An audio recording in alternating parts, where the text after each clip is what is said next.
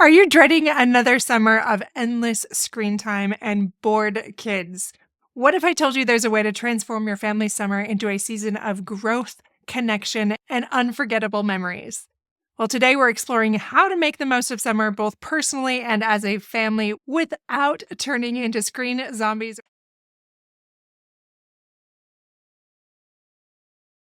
Hey there, and welcome back to Fulfillment Therapy. I'm your host, Kendra Nielson, and today we're exploring how to make the most of summer, both personally and as a family. We're going to look at ways to be more present and create those meaningful memories and enjoy that flexible summer schedule without turning into screen zombies or couch potatoes. And I know that's something we are all looking for. I feel like I go back to that every single summer. Like, how can we make this more successful than the last summer? So I want to start with a story that illustrates the power of unplugging and connection as a family. A while ago, I was working with this couple and they talked about what they finally were able to do that improved their family dynamic over the summer. Well, they got rid of their devices for a week-long camping trip, and it was such a positive experience for them. Now, I know what you're thinking. That must have been met with some serious resistance, especially with those teens, or maybe all of them. And you're right, it was really hard for them.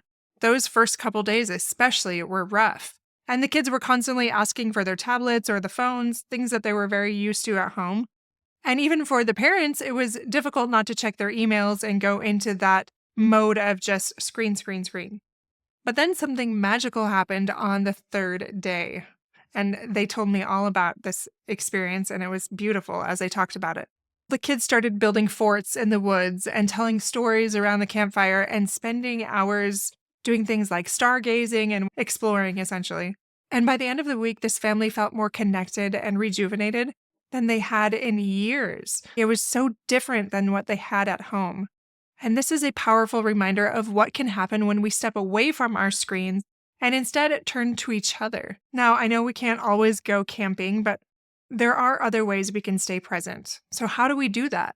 As parents, we often find ourselves pulled in so many directions, and our minds are always racing to that next task. It's hard to be present with our kids.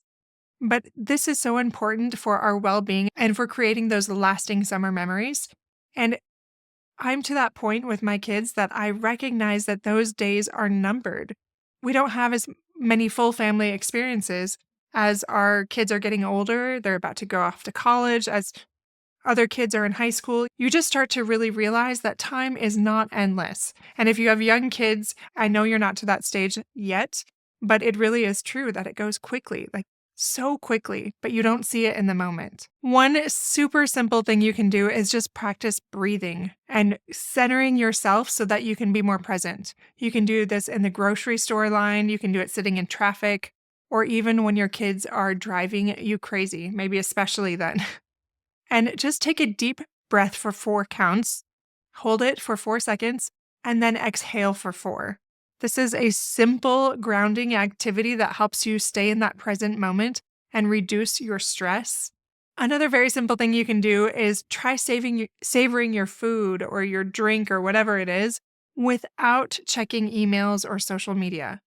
Really focus on that moment, the things around you, what's happening, how your body feels, all of those different things.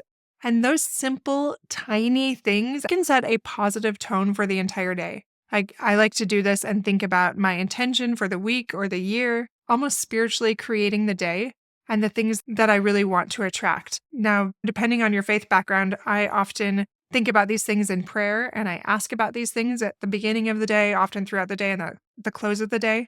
And this is a wonderful time to think about those things that I want to attract for the day, asking for that help to see them show up in my life and to act on them and to become my best self. Now, there's some family activities that you can do that encourage being present, like organizing a nature scavenger hunt at the park with your kids.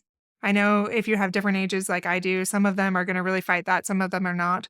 So collaborate with them. So it's a win for everybody. Like everybody gets some buy-in, everybody gets some decision on the activities. And it's just something that you do as a family before you do these other things, before you touch screens, those types of things. This is also a great way to get people outdoors and focused on their surroundings and implementing that no phone zone during meal times or by having family game nights. And this helps so you can be engaged with each other in a positive way rather than distracted by all of those notifications that are always begging for our attention. There's this monk that I love that said, "The present moment is filled with joy and happiness. If you are attentive, you will see it." So are we willing to notice that joy and that happiness? This summer, you can challenge yourself to be more attentive to those joyful moments that are all around you, but we're often missing because we're so distracted. Now let's talk about creating those meaningful memories. Summer is the best time to start new family traditions. It could be something like picking a new location every week, just packing up some sandwiches, grabbing a blanket, and exploring a new park or a beach or whatever it is. It could be making a summer bucket list together. I know my family loves doing this. Despite the different ages, they get excited about thinking about what they can do throughout the summer. And they appreciate when you create activities that they suggested as well. It's fun to see how many of these you can check off that list during the summer. And it can be anything from maybe making homemade ice cream to watching a meteor shower. Or for us, we like to do things like find hot springs out in nature or things like that. And I know that's not everywhere, but that's one thing that we love to do. Another thing that I've been thinking a lot more of lately is creating meaningful memories through community service. And I feel like my family has missed out a little bit. And we've been watching this show called Random Acts that's all about service. And my kids are loving it, seeing all those examples of ways that people serve. And you start to see that it can be very simple things. So this could be volunteering at an animal shelter or helping with a community parade or whatever it might be, or even just simple cleanup. Another example that I love that I actually got from a client is they found creative ways to document their summer memories. And one of these families started a summer adventure journal where they drew some pictures or just briefly wrote about it. And it was fun to get a different perspective from the different family members. And this became a cherished keepsake that they had. One thing that we do is I take pictures for most of the things that we do. And at the end of the year, I print out a family photo book and we have them sitting out on a table or somewhere that can easily reach. And I am surprised by how often my kids go through and look at those things and they remember the good memories instead of all of the sibling squabbling. There's another family that I know that instituted Try Something New Tuesdays, where they experience maybe a new activity or a new food each week. And I just love this idea. It's something very simple, but every family member can look forward to it. Like, oh, what are we going to do this week? So that could be something like trying rock climbing or tasting a new exotic fruit or whatever that might be, finding a new location to go do something. So how can we enjoy these things with that flexible summer schedule without losing all that structure that is also very helpful sometimes? The key to that is spontaneity. So try maintaining that loose daily routine with general things, but not so tightly packed all the way. Designating certain times for outdoor time or reading time or adventure time, whatever that might be. Like it could be a surprise trip to an ice cream shop or an unplanned movie night or something like that. It's also very important to encourage independent pursuits where you're not structuring everything for your family all the time. This can be setting up art stations or science experiment kits for that self-directed learning. Like I know my kids love that, but I don't always make the time to create those stations where then they can do what they want with that. Maybe you can even designate an area that's like a passion project where each family member gets to work on something they're interested in. Maybe that's learning a new instrument or writing a story or building a model airplane.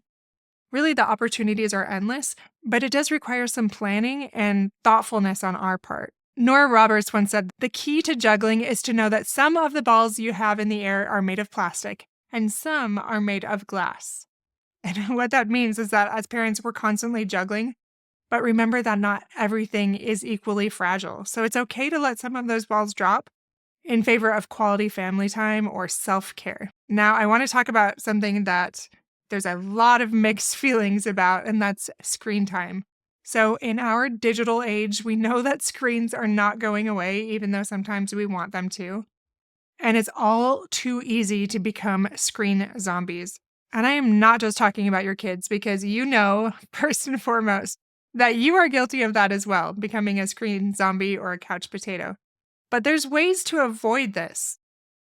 Start the summer by setting clear screen time limits and get into the habit of doing things. Like, for example, each night we unplug our internet at a certain time. We just started doing that because all these things were happening where people were using screens.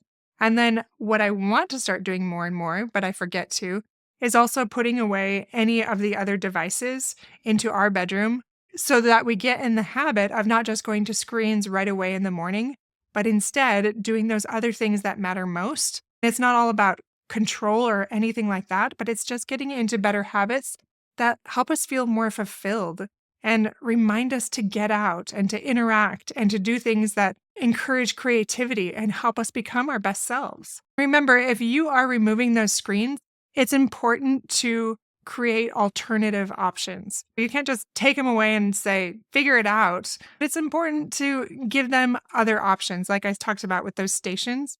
For example, one of my clients wrote a bunch of ideas on a piece of paper and put it in a jar. So if their kids were like, I'm bored, they're like, go check out the jar, see if there's something in there that you'd like to do.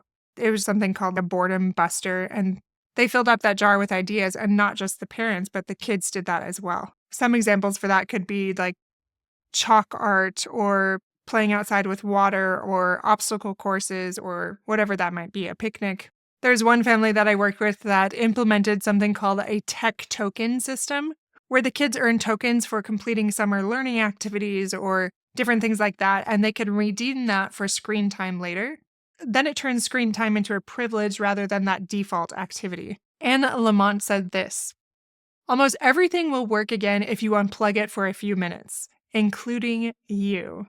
I may have shared that one before. I really like that quote, but we also need practice unplugging.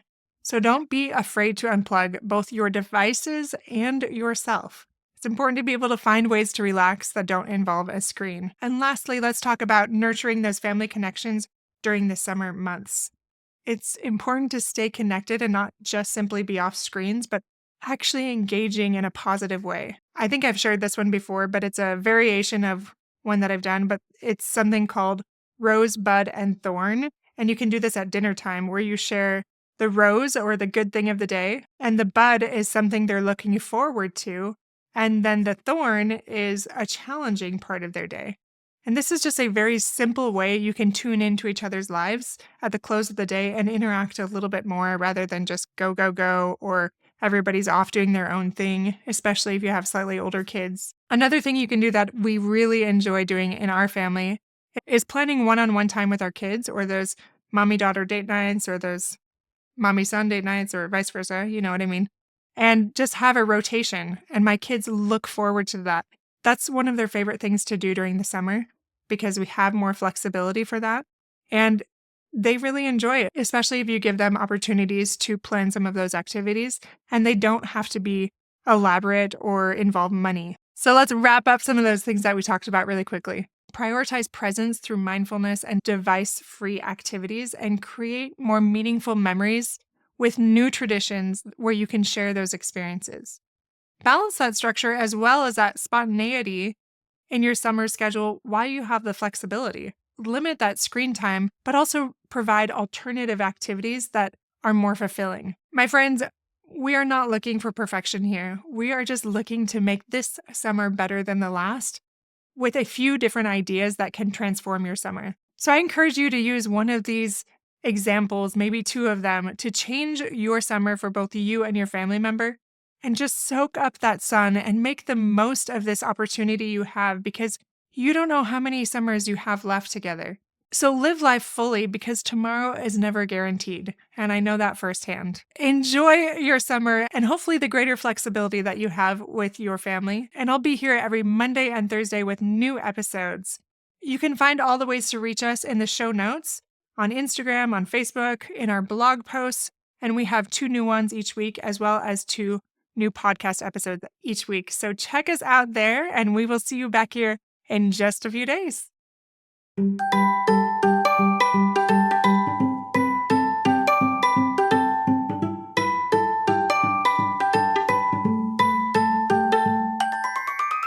Hey parents, welcome to Fulfillment Therapy. Do you want to raise your kids better and have a stronger marriage? Are you up late at night researching marriage and parenting tools and self-care tips? Do you start each day hoping for deeper connections and less chaos, but it ends with family arguments and going 12 different directions again? My name's Kendra, wife, mom, therapist, and growth enthusiast. It wasn't until I discovered how to fulfill my unmet needs that I was finally able to show up as my best self as a spouse and parent. I realized that by meeting my needs, I could more fully meet the needs of my family with more energy and less resentment. In this podcast, I teach parents skills like boundary setting, prioritizing personal needs, communication, and claiming ownership. Just like my clients, you'll be shocked by the improvement in your marriage, parenting, and personal life when you focus on fulfilling your important unmet needs. Ready to prioritize yourself so you can quit mentally throat punching people? Then grab those earbuds and head outside, and let's walk and talk.